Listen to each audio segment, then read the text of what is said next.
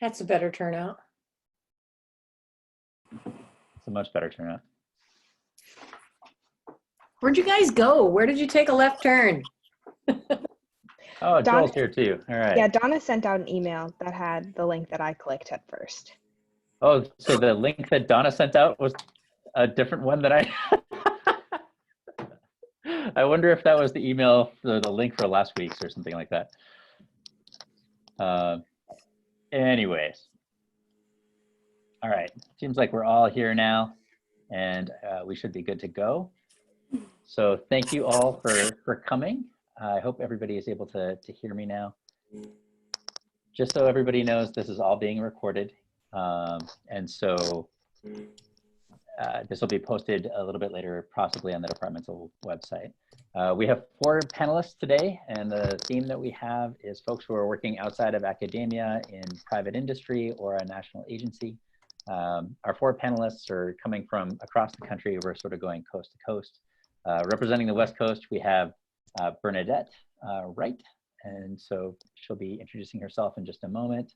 In the middle of the country, we have 2 folks from the Denver area. We have Adam Kubat, who's going to be talking to us a little bit about some of his work for a company called WSP. We also have Joel Poppert, who's going to be talking about some non-traditional paths, also the geothermal industry, as well as renewable energy. And then finally, out on the East Coast, we have Cindy Frickle, who's working for the EPA right now in Washington, DC. And so what I'd like to open with is have each of the panelists just sort of describe a little bit about their educational path and professional path to where they are now. And then we'll open it up to questions. If folks could ask questions through the chat box, that'll at least allow me to create an order. And then if it's okay, I'll call on you to ask your question, or I can ask it for you if that turns out to be a little bit simpler. But for now, why don't we just go through the panelists and just get an introduction so people have a sense of people's backgrounds. So Bernadette, would you be able to start off? Sure, yeah. So I am a metamorphic petrologist and structural geologist by academic training, which for any of you who are in that field, you probably know that there aren't a ton of applied jobs in that specialty out in the world. So my work in environmental consulting has been for the past like 6 years or so. I've been working for firms that mostly focus on sediment remediation. So large Superfund sites, working with EPA, working with the Department of Ecology, kind of researching mostly ports and harbors on rivers and in the oceans and then in lakes to determine like nature and extent of contamination, and then what the risk is to human health and to the environment, and then coming up with ways to remediate those areas. So, you know, plans about dredging or capping or kind of just monitoring what's happening with the sediment. It's kind of, it's funny when you take a geologist out into the field to look at sediment, when you take a hard rock geologist out in the field to look at sediment, because like we'll be doing sediment cores and there'll be like one rock in one of them, and I will get very excited and want to identify that one rock. But we're there to focus on the sediment.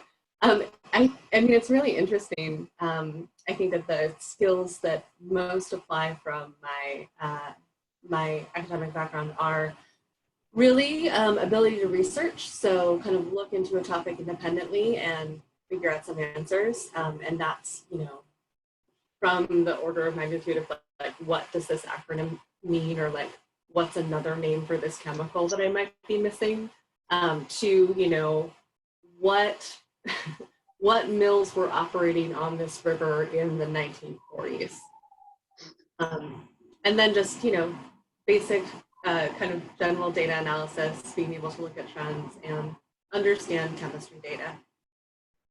Josh, were you looking for anything else specific with the intros? Sorry. Just by way of introduction, that should do well. That should be okay. Adam, do you want to fill us in? Oh, you're still muted, I think. There we go. How about that? Perfect. As Josh said, I'm an environmental geologist working for WSP in Denver. We're all across the country, all across the world. Environmental is a small bit of what we do, but it's everything of what I do. So I do phase 2 investigations, groundwater remediation, soil remediation, sampling of all different types of media, air, subslab, vapor under, areas that have been previously contaminated or active spills. I do a lot of work along pipelines, petroleum releases, and different ways to remediate those. I guess routine monitoring, and yeah, that's in short what I do. All right, thanks very much. Joel, could you give us a brief introduction about yourself and your path? Sure. I'll try to keep it short, but I have quite a curvy road in my career path. It's okay, it's good to hear. Graduated in 2004, geology, geophysics degrees. Did a pretty short stint in the geology world, but it's very much intertwined with my education and the experiences I got from the program. So I'm an entrepreneur. I'm not just out of a job and saying that. I've been an entrepreneur for most of my adult career. I moved to Colorado straight out of school, got a job as a consultant, primarily doing phase 2 and phase 3 remediation, everything from underground storage tanks to federal sites that used to make weapons here in Colorado. Lost all our contracts with that group, and then moved over to a smaller environmental consulting firm and decided to buy a drill rig and start drilling and doing environmental consulting. Through that, I looked at my partner and told him we shouldn't be running a drill rig for somebody else if we're going to work this hard. So him and I went out and bought our own drill rigs and learned how to drill deep holes, which was gruesome to learn how to do. And why I'm telling you this is this launched me into my entrepreneurial career. So we started a drilling company. It was right around the recession. So we started it at the top in 2007, 8, and then the market crashed in 2008. And we got into geothermal drilling, primarily for heat exchangers for houses and schools. And that got me into clean energy, which sort of complemented my ambitions to try to make money and still be a hippie at heart. So I got involved with politics, was down at the Capitol 20 hours a week while running a company, and then realized I had no idea how to run a company. So I decided to go to school again, and got I got a business degree and MBA from University of Colorado Denver Business School. And then kept going with clean energy. I'm a huge advocate, as I'm sure a lot of you are, and see that the future is clean energy. So it was very much an opportunity. And then through my MBA program, I realized that I was really good at finance, and got into more of the finance sales side, raised a private equity fund, and started investing in developments that had with developers that had ambition to go above and beyond sort of energy codes and build better buildings, and raise a fund that was sort of merged the incentive with the task.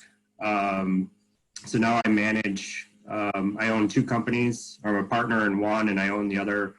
One's called Lever Real Estate Capital, and we manage 2 private equity funds. We're still lending today, post-COVID. And then I'm also the CIO's Chief Investment Officer and Chief Financial Officer for a national franchise called Hotel Carbon, which is completely separate from clean energy. It's basically a mixed-use hotel concept that caters to traveling sports team and esports players. So I keep myself busy. And I think, and I'm sure some questions will come up, was never a very good geologist, in full transparency, but the critical thinking, and I think the abnormal sort of learning that you get from geology, looking at things from so long ago and trying to piece them back together, the critical thinking that's ingrained in me from the program has been absolutely critical to my career path. So that's probably the most beneficial thing I took from the geology program. On top of it, it's really nice to be an amateur geologist in Colorado. If you're not up against a normal geologist, they think you know what you're talking about. And Colorado's got a lot of geology to sort of show off. So that's sort of my abbreviated path. Thanks, that's impressive. Cindy, would you be able to provide an introduction? Oh, sure. My name is Cindy Frickel. I graduated in 2011 with my bachelor's from the department. I was a transfer student there, so I thought that it was totally cool if I stuck around and did a master's also. So I got my master's officially, I think, in 2015 with Jake Bailey. I did the biogeology track, if any of you guys are familiar with that.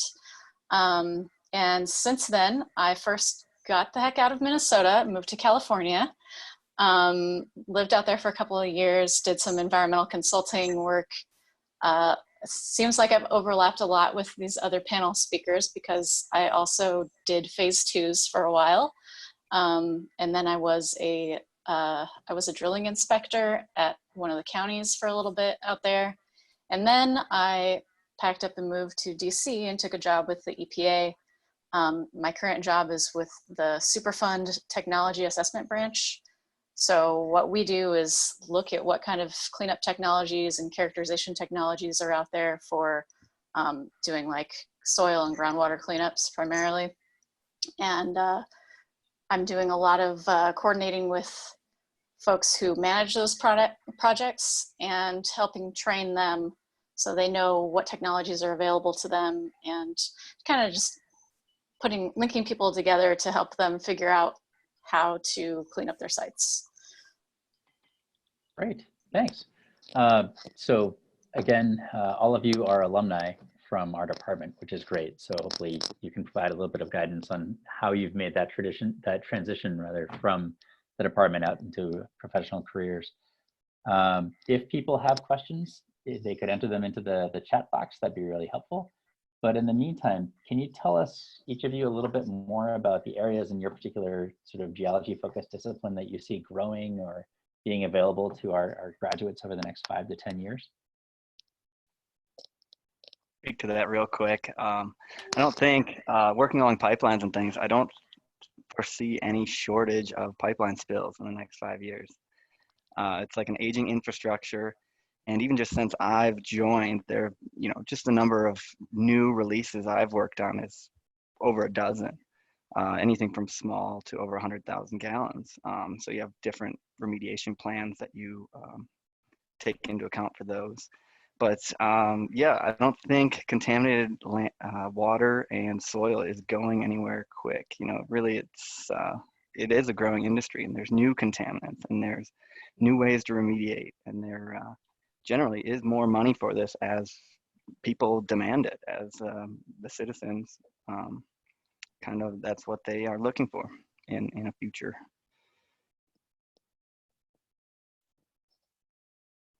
That's all. Thanks, Adam.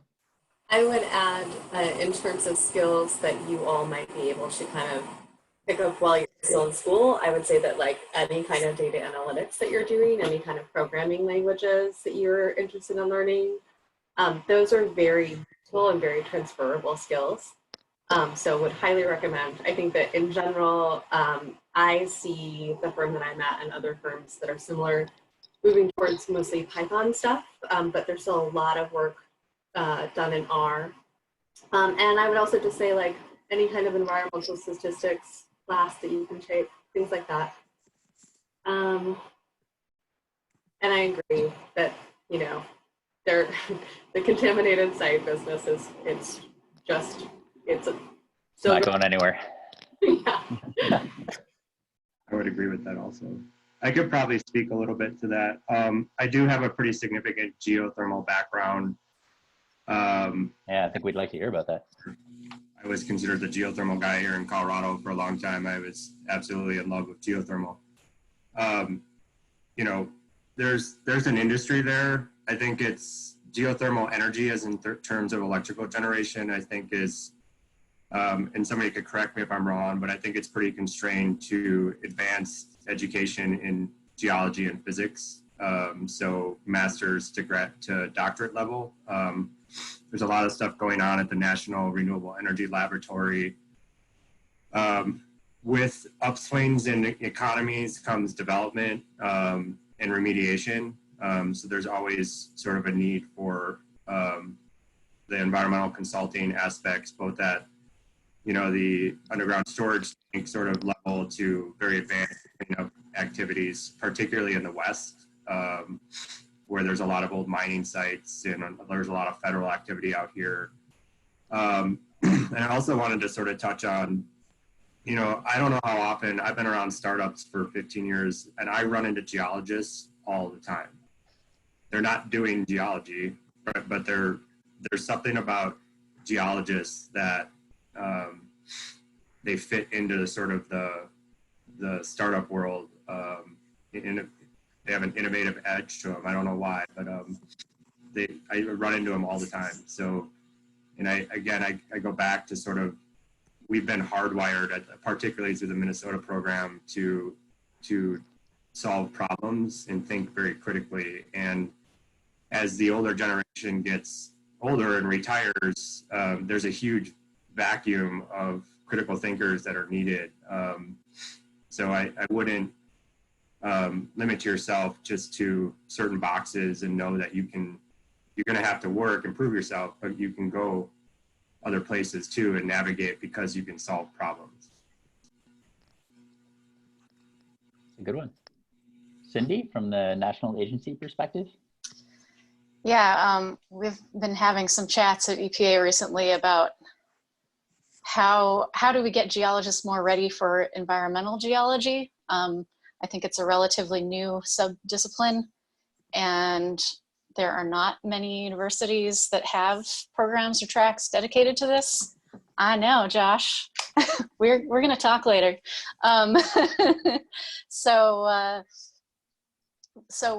we're kind of trying to figure out, how do we like boost the subdiscipline? Like, and we have no idea how that works. So,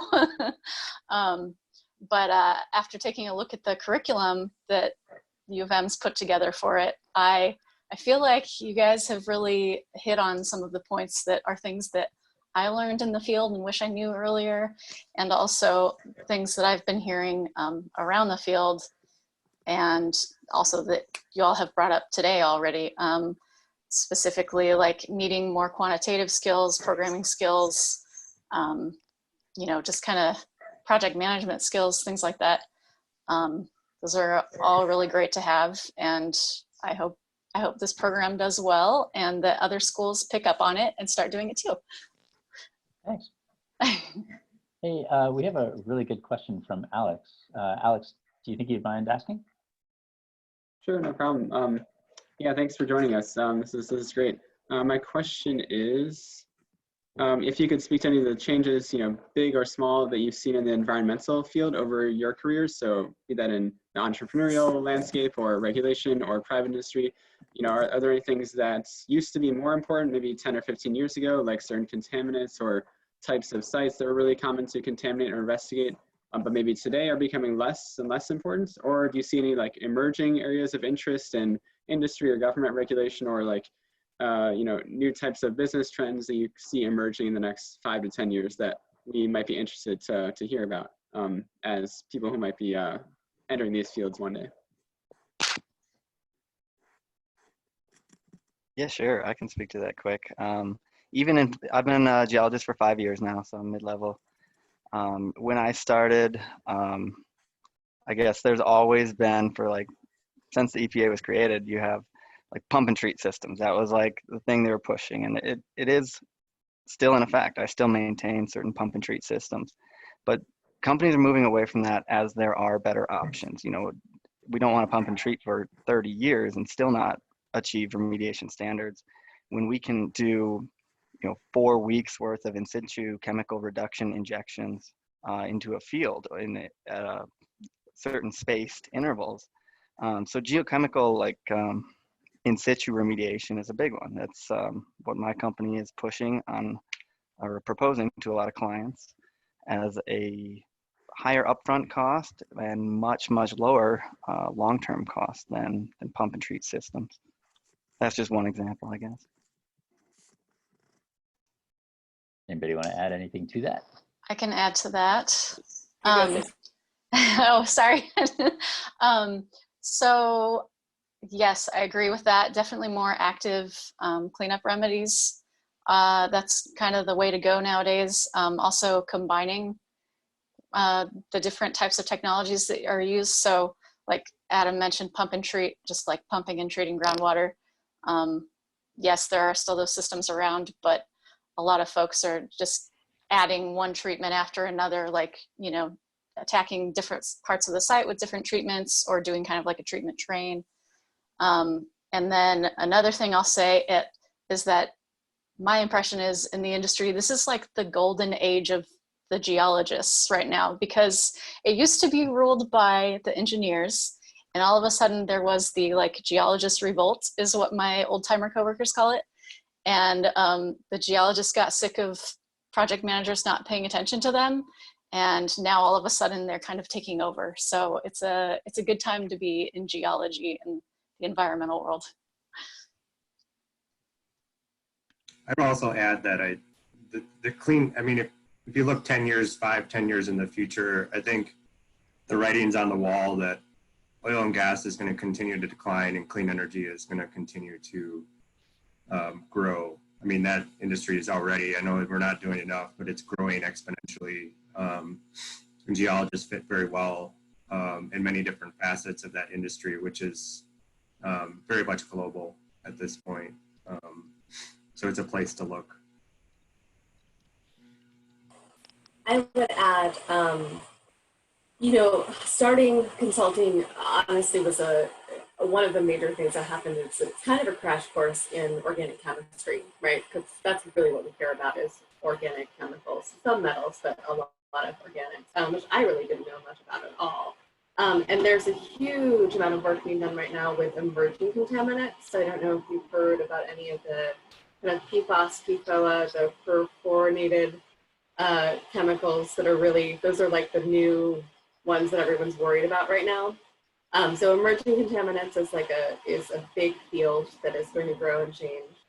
And then the other field that I see really happening, like its time is now, is anything having to do with coastal resiliency, right? And looking at changes in sea level and looking at any types of climate change effects.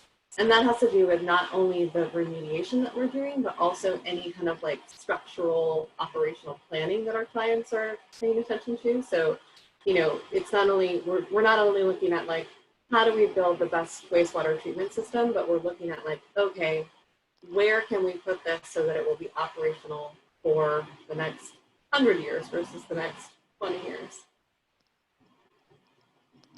Excellent. We have another question from Lexi. Lexi, do you want to ask this or do you want me to tee it up for you? What would you like? Ask. Go for it. So this is mostly for Bernadette, but I guess like anyone.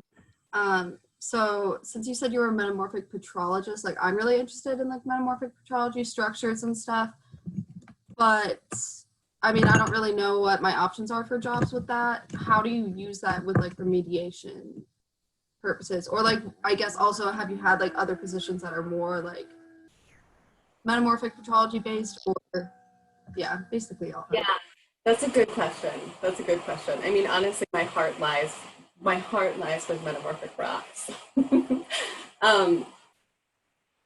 So some of my other peers who also focus on metamorphic petrology have had different career paths, and they've done things that are more focused in kind of oil and gas. And I know that they are still using a lot of their structural knowledge and a lot of their like love of rocks in those fields. In terms of metamorphic petrology and my job as a person who does sediment remediation, you know, there's not a ton of crossover like I don't get to look at rocks anymore, and that's sad. But I do get to like think about erosion processes. I do get to think about how to characterize sediment, which is actually more interesting than you think it would be. I definitely used to make fun of people who studied dirt, and I no longer do. And I would say that just kind of like one of the other major aspects that you think about a lot when you're a metamorphic petrologist is just how things move through the subsurface. And, you know, all geologists think about subsurface stuff. That's really important. Like one of the major things that I'm working on right now is building subsurface volume models, which is very fun and cool. And just thinking about like what I would expect different lithologies to look like in the subsurface, and what I would expect, you know, river processes to kind of produce different lithological layers and stuff, and like those kinds of processes are still really important, and I still think about them all the time. I know that's not like, you absolutely will get to keep looking at thin sections and you can have a job in the industry. I don't know how to do that. Great. More broadly, are there other skills that you guys remember from your time as a student that you find yourself using, or things you wish you'd picked up while you were here that would have been useful as you were moving forward into your careers?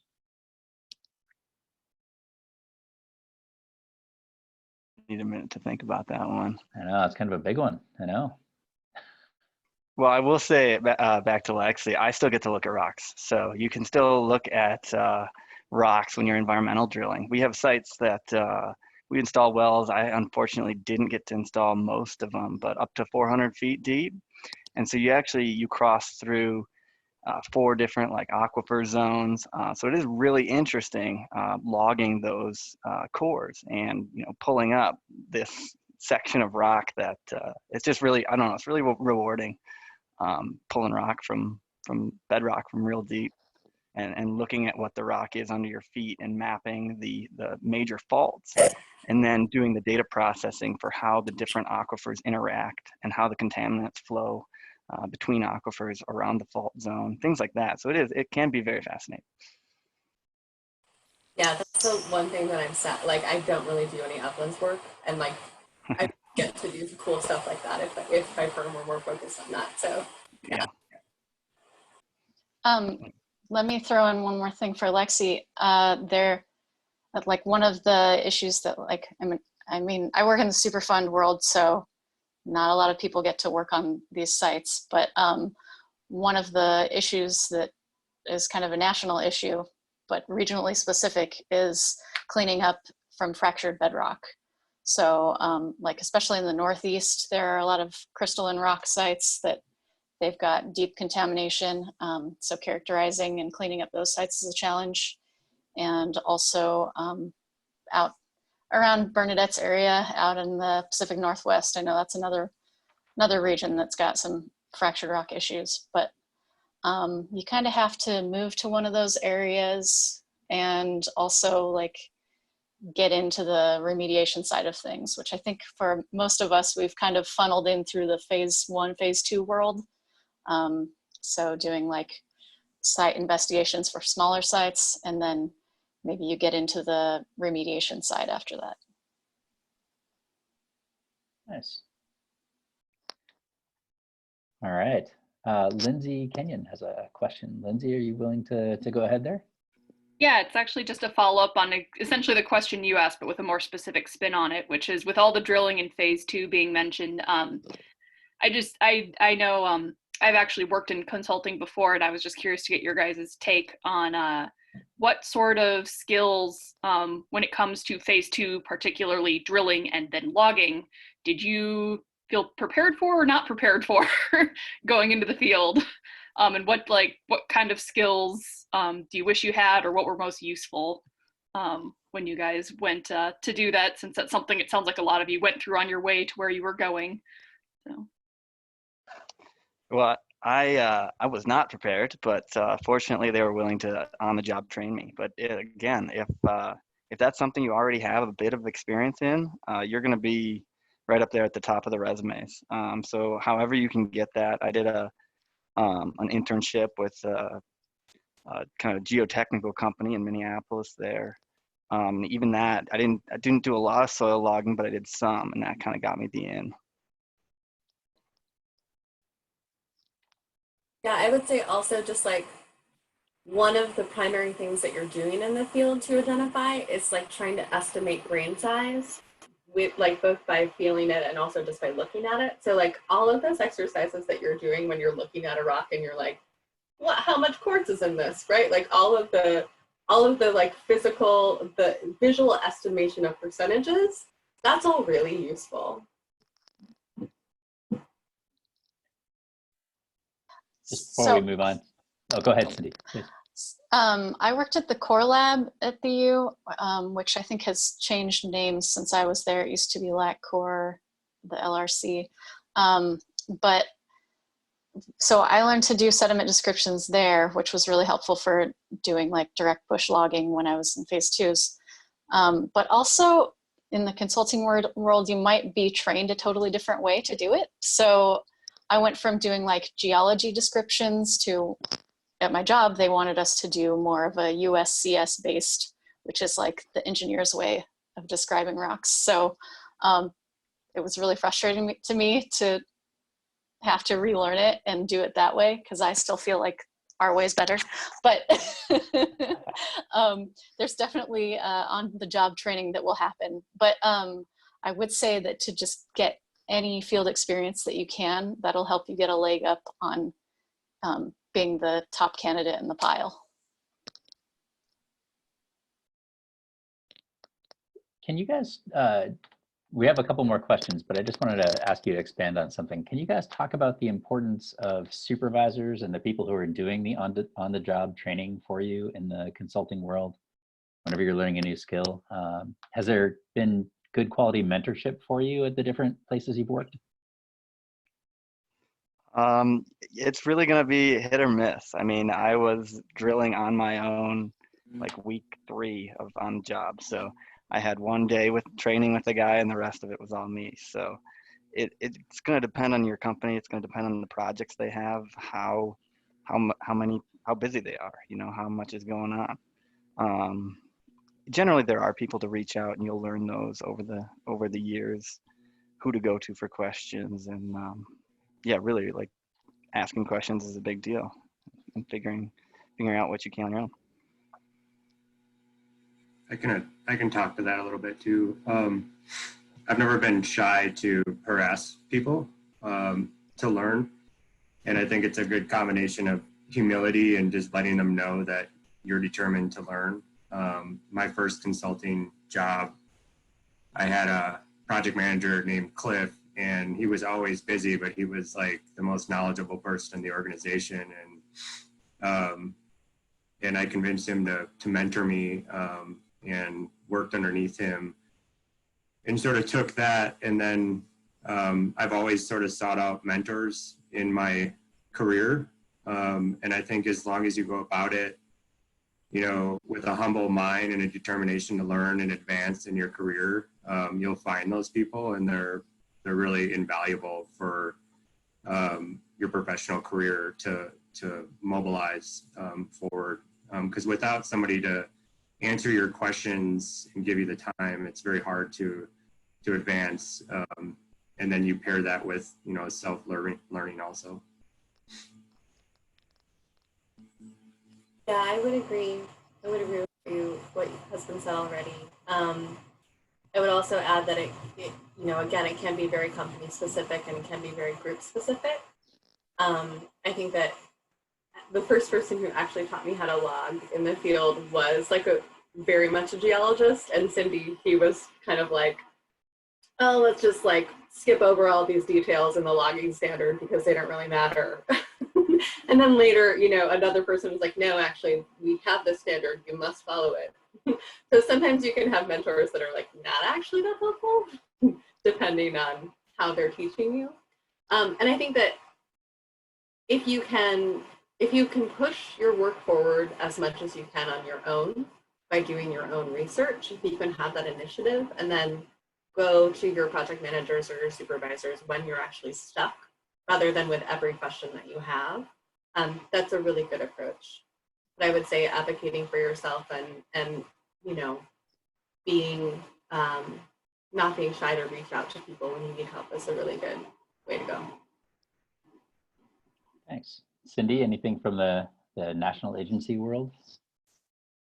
I think you guys covered pretty much the basic points there. Sure, no problem. Let's go to some of the questions that have come up. Harsh, do you think you'd be able to ask your question? Yeah, sure. I don't know if this is like too early to ask this question, but I was curious to know about the impact which the COVID-19 will have on the job market, especially environment consulting. So do you see like any particular areas being affected less or being affected more? Or and this from a point of view of a graduate student or an undergrad who is graduating, let's say in this year or next year. So I was curious to know, yeah, if there is anything we should know about while entering job market in this time.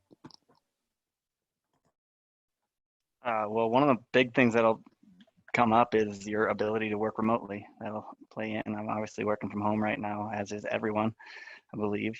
But I guess people graduating right now, I know just our company, we have a hiring freeze. Just it's a temporary slowdown. There's not any decrease in environmental pollution happening right now. So long term, I don't really think it is going to be much of a hitch. You still have the same groundwater standards that need to be met, at state and federal levels. So geologists are still going to be needed. Environmental geologists are still going to be needed to, conduct the field work and do the reporting tasks. So surprisingly, I'm still seeing hiring happening at my agency, and I'm hearing about people starting jobs at like the district or, so like regulatory. Somehow those are actually pushing through right now. But it doesn't surprise me if it's slowed down for consultants. Sorry, I'm near a fire station. No problem. Anything else to add to that one? We have sort of a follow-up question from Ben Kroll. Ben, are you out there? Yeah, this is kind of more from the perspective of an undergraduate, just like looking for internships and jobs over the summer. So like, what do you recommend we do this year? Because I know a lot of people have lost internships, and just in terms of hiring, what can we add to our resume that would be like helpful to see in the future for what we've accomplished at this time? I know that you guys currently have is it a class, formerly a class that trains you for the FG exam? Is that correct? That is correct. That's pretty awesome. So you will already be ahead of a lot of people. At least coming up from when I graduated, it wasn't that common to graduate and have your FG. And even less common is having your HAZWOPER cert, which I think you have a class for, or you just encourage them to take it? No, we have a class for it, but can you describe what it is? Because that's an acronym that a lot of folks don't actually know about, and it may sound like Greek. Yeah, hazardous waste operation, it's a 40-hour course that certifies you to work in the hazardous waste area. So anything to do with contaminated groundwater, soil, whatever. Before you're allowed to do any work on the job, you need your 40-hour HAZWOPER class. So any company that's looking to hire, if they have either an immediate need for someone, you're going to have to wait at least 2 weeks to schedule the course and then to take it. If you already have it, they can send you out, to train day one, and in a week you can be working on your own, as opposed to, trying to get into the first available class. You're doing office work here and there until, week 4 of working for the company, when they would love to have you in the field making money.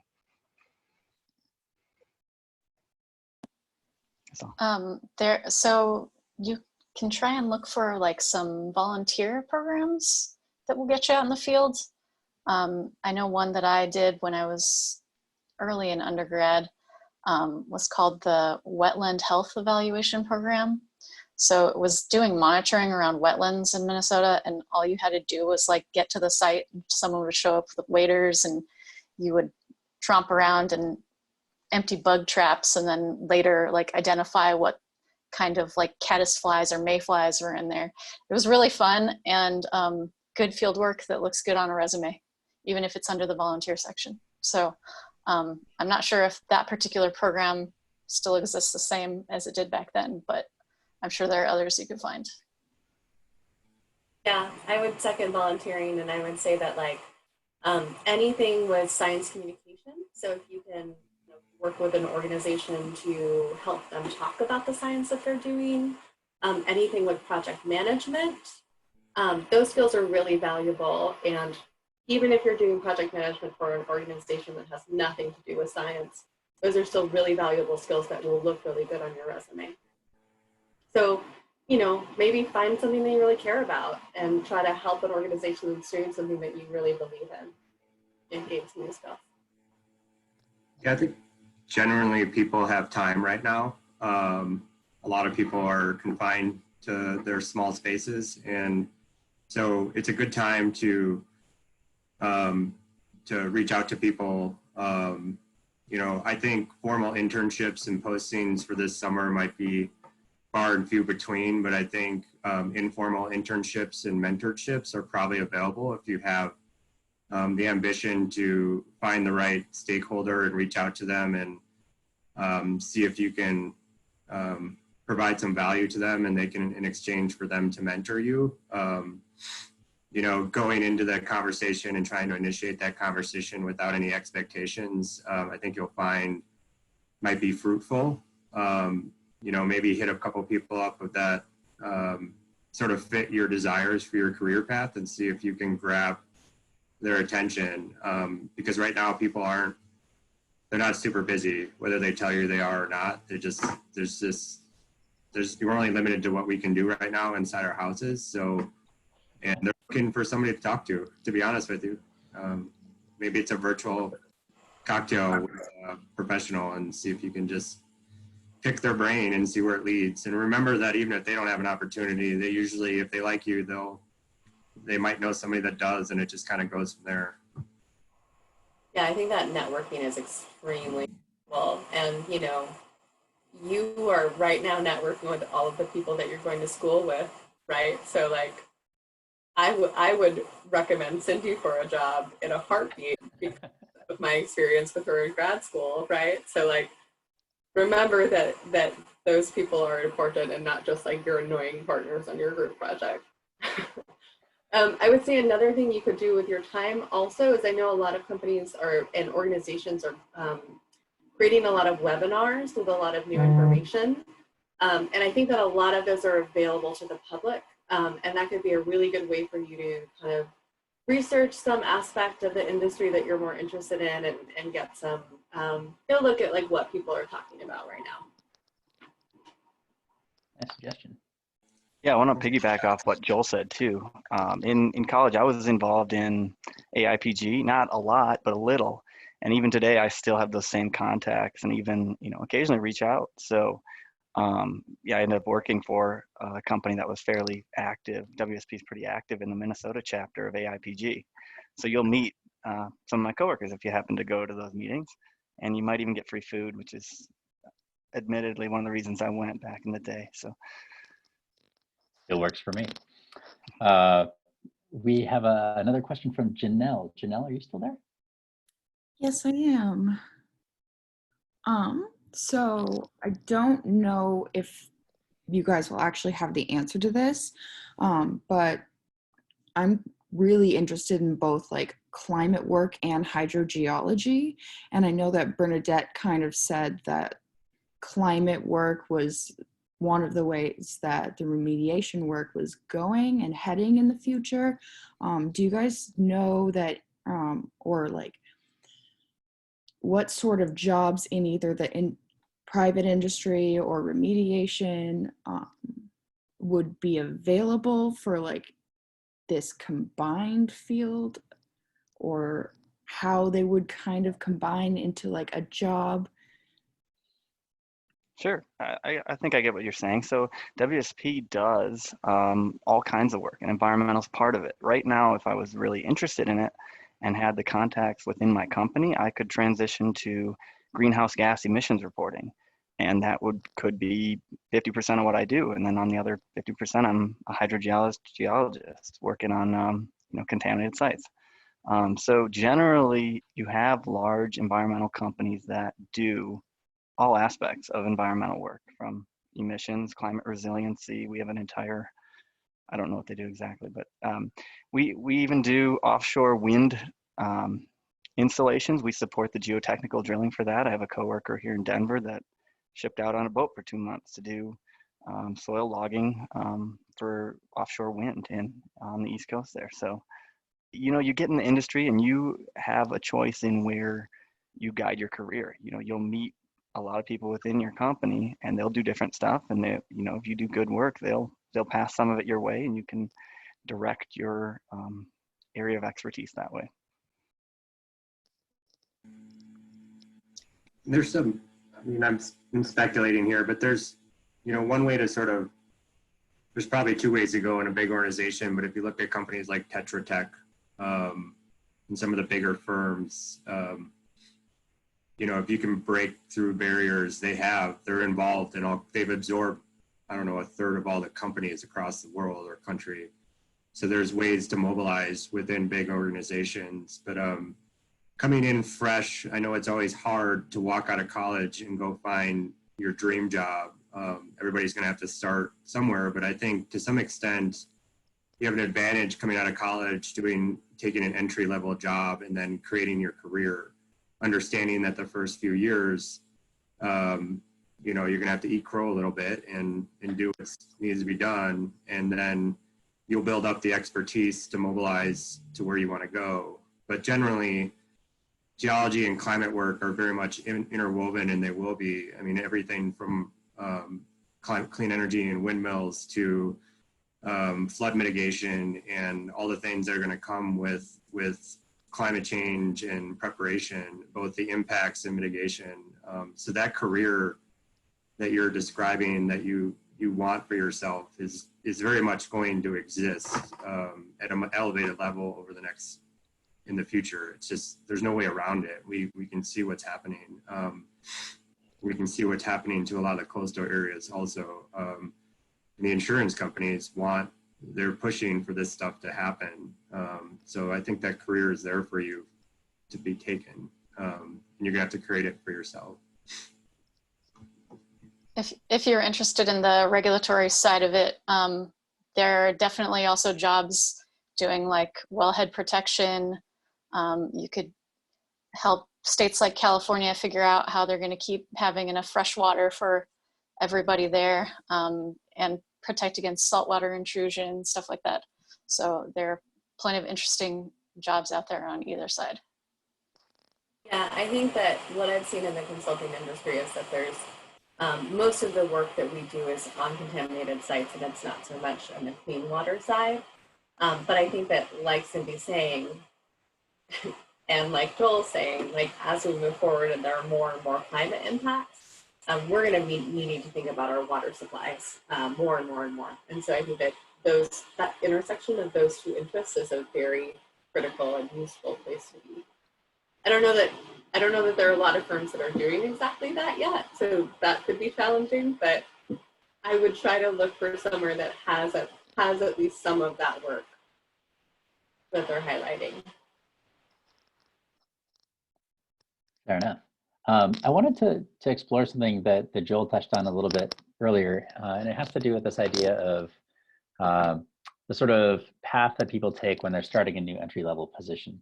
And I think I've heard that a lot of companies like to have new employees, whether or not they're coming in with a bachelor's or even a master's sometimes, start at that entry level so that as they move up the sort of management chain, they have a realistic understanding of all the different aspects that are involved in various projects and different kinds of jobs. Could you, Joel, you mentioned sort of eating crow for a couple of years. Could you actually just describe some of the work that was done as you guys entered into your first job after leaving the university setting, and how those responsibilities have transitioned and changed as you've spent more time there, just so people get a sense of how all this evolves? Sure. So technically my first job was a field assistant for the Colorado Geological Survey, which I won't talk much about, but it was the best job I ever had. I just climbed mountains all day with better geologists than me. But when I went into consulting, I think, you know, you do the mundane tasks, you do the water, you know, sampling and all the things that the project manager doesn't want to do, right? Writing the reports or filling in the blanks in the reports for their review. It's not very fun, and it's not terribly difficult, but you learn. And then I think any organization, particularly in the private industry, not to, or any industry for that matter, your job is to solve problems.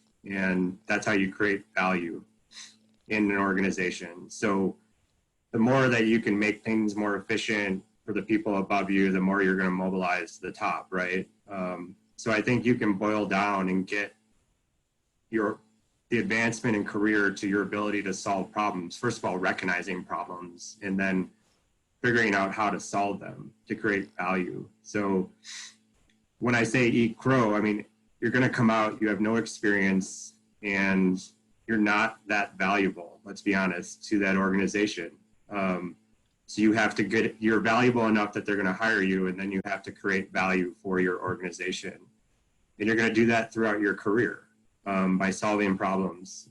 So I think the faster that you can solve problems and create value for an organization, the faster you're going to be put on your desired career path, because ultimately what happens is your degree becomes minimalized relative to your resume, right? Like people don't go back into my degree, even if I was in the geology industry and look and say I have a bachelor's in science in geology, it's irrelevant 10 years later. It's what did you do for all the organizations along your career path? And how did you get here, right? And your references and things like that. So it's important to land somewhere where you feel comfortable. And it's also important to land in an organization where you can mobilize, right? Like if you're one of those people that has your career path where you want to go and you're siloed in an organization, you know, go find somewhere else to work. I mean, don't quit until you get a new job, but like go find a place that wants you to mobilize upward in the organization, because otherwise you'll be really depressed if you get siloed. Okay, does anybody else want to add anything to that? I would say that it's also been my experience that outside of the kind of entry-level work that you're doing, which I think Phil gave a great description of, one way to really do well within an organization is to get involved in internal committees, right, and internal initiatives. So kind of joining, I worked for, in the last firm that I worked at, I did a lot of work on the leadership development group, which is essentially trying to put together resources for more junior level staff and build, you know, networks among junior level people and like the diversity committee, et cetera, et cetera. So if you invest in those committees, you will get access to more people, and often people who are at higher levels in the organization than just the project managers that you're working for. So I've found that to be a super valuable tactic in my career. I can just speak to that real quick. Like being fairly recently a entry-level geologist for a company, you do well in your field work. You know, you write, you spend a lot of time on reports, and you write reports that your project manager doesn't have to review too thoroughly. Doesn't have to make too many changes, and eventually you become the project manager. So now he will, you know, gladly, or whatever project manager you have, will pass off as many tasks as they can. You know, they really, I think most organizations are going to be open to having the junior levels become mid-levels by handing off management tasks and subcontracting. And even 5 years in now, I don't write too many reports. I mostly review reports before they go to like the final PG signature, since I don't quite have that yet for Wyoming, but it's coming down the line. So there's a lot of ways to move up, and by excelling in, you know, the mundane tasks, the 12 to 15-hour fieldwork days, the night shifts on a pumping test, all that kind of stuff shows that you're willing to do what it takes to excel at anything. So. Thanks. I think we have a question from David Fox right now. Adam, don't you owe me an assignment still? I might. There's a decent chance. Good to see all of you. My question is kind of two parts in a sense. One, from your start leaving undergraduate and going into industry, what would you say are undergraduate courses outside of earth sciences that you took or wish you had taken that you found really valuable or that would have been invaluable? And at this point in your careers, looking back, what do you think are valuable courses you would have liked to have taken that you did not take? Or that you did, I suppose.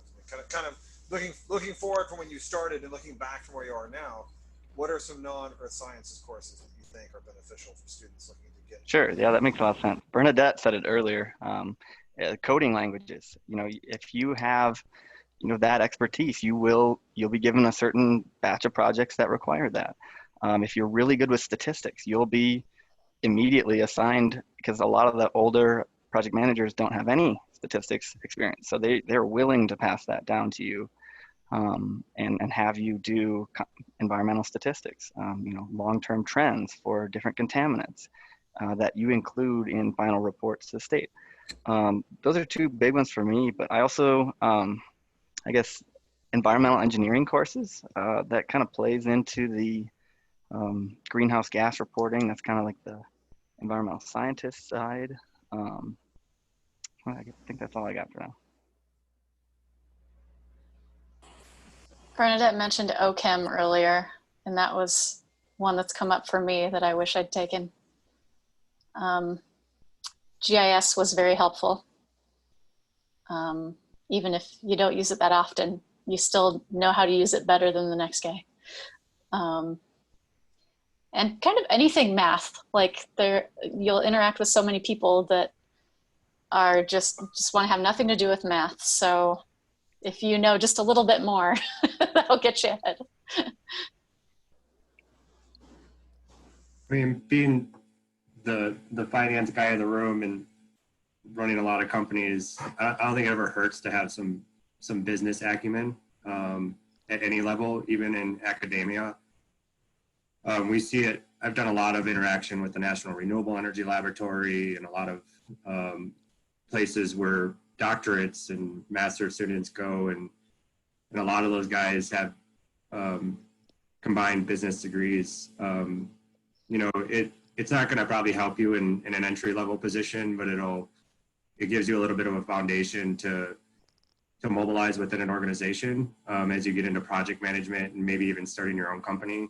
Understanding that there's a mission of the company to do the environmental work, the geology work, but there's also somebody else there making decisions from a business perspective, and understanding at least a reasonable foundation to understand sort of what the CEO or the president has to deal with on a day-to-day basis outside of the environmental work is good. It's going to help.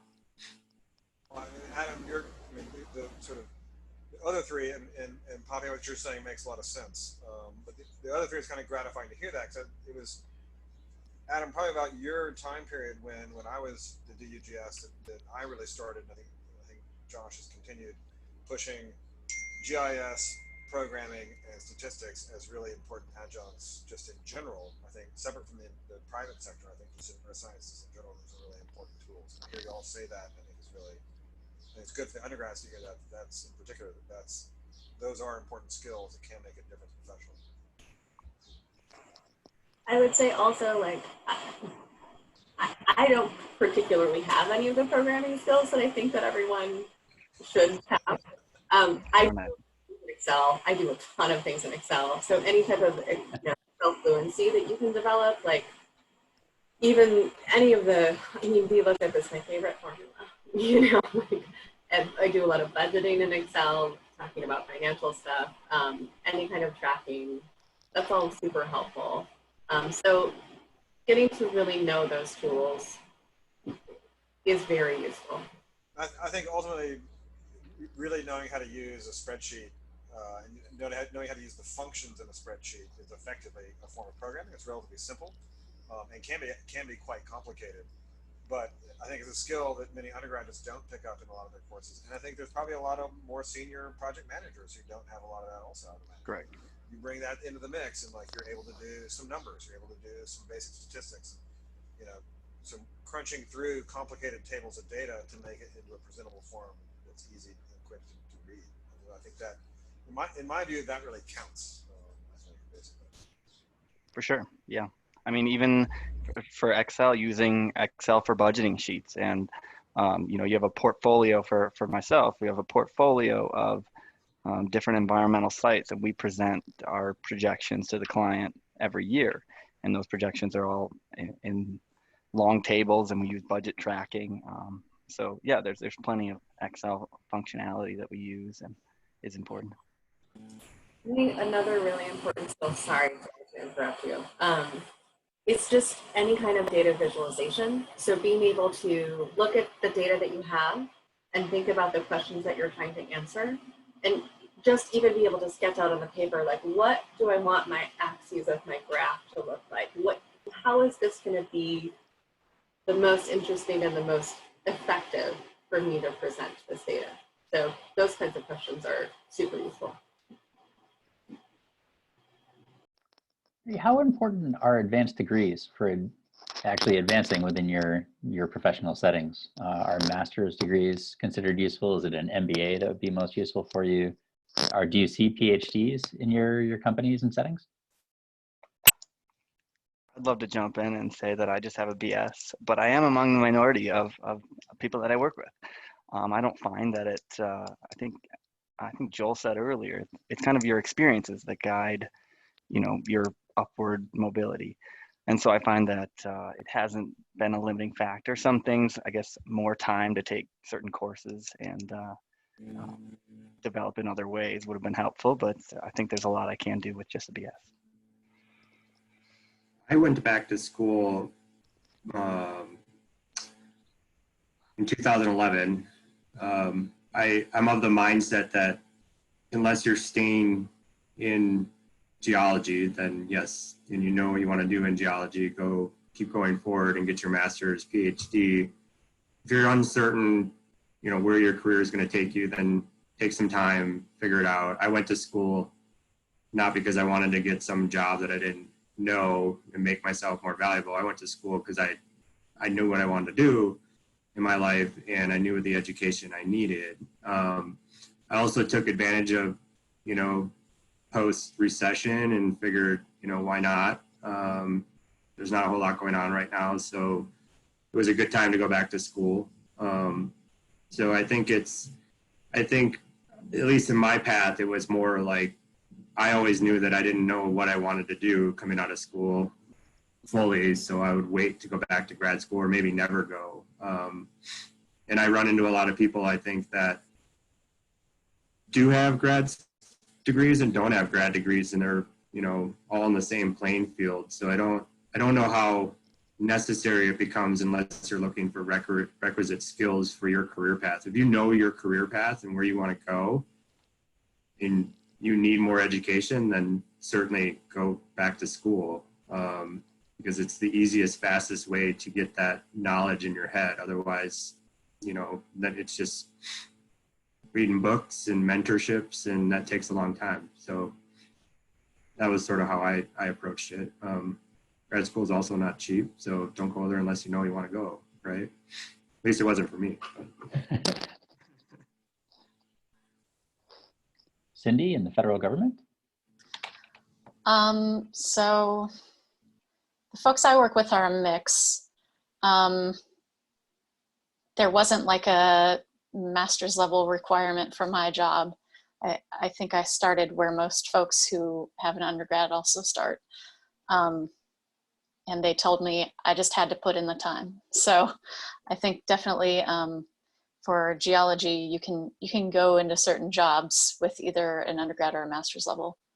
And I know there have been times in my job where I've thought, I don't need a master's to do this. So it kind of can bite you either way. Fair enough. But I'm glad that I did get one. Yeah, for me, grad school was something that I wanted to pursue for grad school's sake, and as we've discussed, metamorphic petrology is not necessarily the most applicable grad school path in the environmental consulting world. I would say that I know that sometimes starting salaries can be affected by whether or not you have a grad degree. So I know that was true in my case. Although, like Cindy, I mean, I essentially started in the same position as someone with a BS, just with a higher salary. I would also say that if there is a particular kind of grad school that you're interested in that is really applicable to the industry that you want to work in, that can be a great idea. It's also, you know, I think like everyone else, you know, grad school is a commitment. It's a commitment of time. It's a commitment of money. And if you work for a couple of years and then decide that you want to go back, that's a really valuable thing to know, right? Like it's a really valuable thing to know that you actually really want to go to grad school in that way, if that makes sense. Yeah, that can be a way to really focus your thinking as you're entering the graduate program. Can you talk a little bit about continuing education opportunities at the places where you've all worked in the past? I know that for some of the larger companies, they'll actually, you know, provide a small amount of resources each year, maybe if you want to attend a conference or if you want to take a short course or something like that. Have those kind of opportunities been offered to you guys? Yeah, just to segue from that last bit, most companies will pay for actual college courses if you're interested for taking. I think my company pays for 70% of the total cost. You just have to get it approved by your manager, and it just has to be relevant to what you do every day or what you want to do within the company. So that's a good resource. And then also, yeah, I guess. Yeah.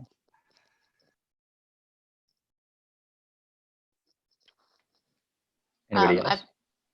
I've been, I think, pretty fortunate in that I've been able to do lots of training in my job.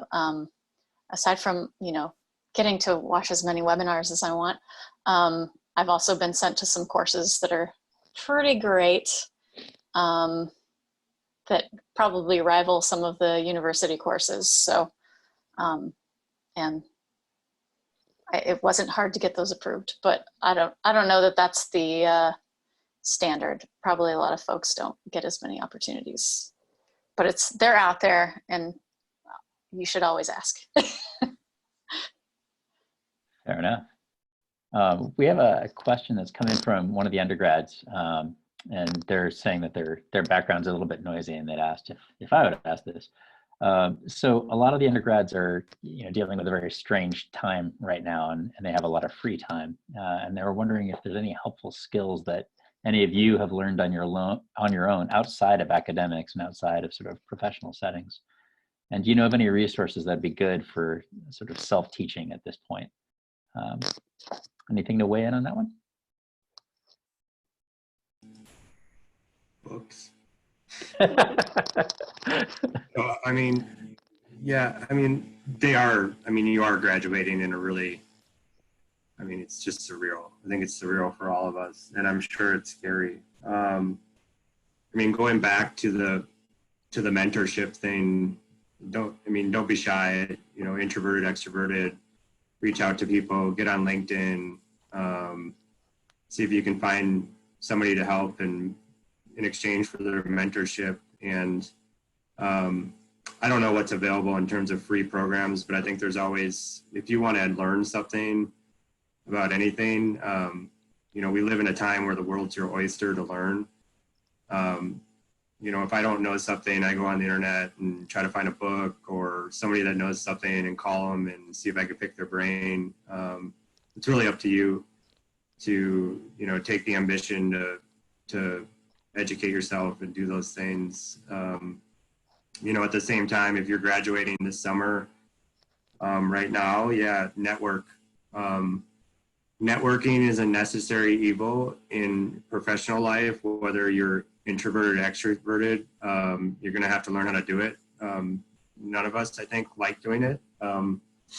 But, you know, most jobs are obtained through networks.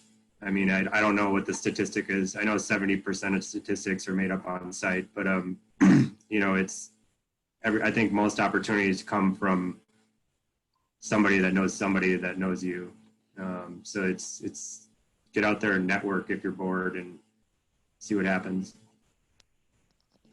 Yeah, if some of you don't have a LinkedIn profile, honestly, that's the first thing I do when I review resumes for potential geologists that we're hiring. Is I'll look them up on LinkedIn, and some of them don't even have a LinkedIn. And I think that's kind of how I got hired, actually. I did connect with the managers after my in-person interview, and reached out via LinkedIn. It's just one more way to get your name out, to connect with people that you don't interact with a lot, but it's really good to have them down the line, I guess. Yeah, I would definitely second that. I think that it's also, I'm always wanting to be able to, when I'm reviewing a resume or someone for a position, I always want to be able to reach out to someone that I know that they also know, right? So I can kind of be like, what's the scoop on this person? Are they any good? What's going on? So I think that networking is super important. In terms of stuff you can be doing this summer when you're sitting at home and unable to leave your house, Coding Academy has a ton of free coding courses. Check it out. I hear it's really easy. I've been meaning to do it myself. Maybe I'll finally have time. And I think that there's also, I'm vaguely aware of there's a bunch of different ways that everyday scientists right now are helping with the response to COVID. So there's a lot of COVID data analysis that you can do. I was just Googling, I think the one that I was looking at before is the COVID tracking project. And I'm not really sure, I don't know specifically how to get involved in that, but I think that's a really timely and important thing to be working on. So if you can contribute to an effort like that, or any other effort, that would be great. All right. Oh, go one ahead, more. please. Oh, yeah. By all means. Someone mentioned earlier that there are a lot of webinars online right now. And those are usually recorded too, so you can go and watch the archived ones. I know EPA has a ton at cluin.org. And tons of consulting companies also have those recorded. So just about any topic you can think of. Do you guys have any parting bits of advice that you would want to offer folks who are getting ready to graduate or graduate in a year or so? I can stress the importance of the career fairs. I got an internship at the career fair. Which did lead to the job I have. I didn't get to find the exact job at the career fair, but it helps you find out what's out there, and it's kind of daunting to go to. And I know, at least when I was there, it just seemed like there weren't that many specific environmental geology companies hiring there. But I ended up getting on with a geotechnical drilling company, Braun Intertech. I did a co-op with them, and just that experience with working with soil and cone penetrometer tests and construction oversight, because you will, and in my industry, be working with heavy machinery on construction sites, and that's a positive to have safety trainings, to have that kind of experience. So anything you can do, there's a lot of ways into geology, and that's just one of them.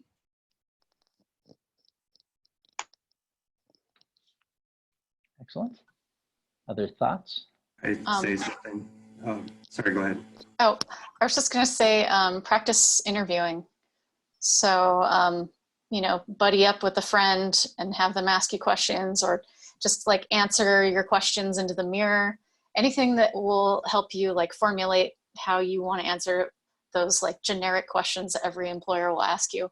Then you'll feel more confident when you're answering them at your actual interview. So practice. I would just say, you're not confined to a box, even at coming out of college. Your path is your own, you own it. You're also not entitled to anything you haven't earned. And where I'm going with this has been over my career and really my life, is if I don't know something, I go out and find somebody that can teach it to me, or I learn it myself and I become an expert in it. And I think I do that because I am uncomfortable being out of my comfort zone. So I like to become fluent in things I don't know when I know somebody's going to ask it to me. But just remember, you're not confined to a box, and you're not entitled to a new one either unless you earn it. So be humble and go out and learn, become the expert, and be confident in your abilities and push yourself out of your comfort zone. Just always push yourself out of your comfort zone. And it goes back to interviewing, it goes back to sales, it goes back to everything, that if you can learn to be outside your comfort zone, you'll excel.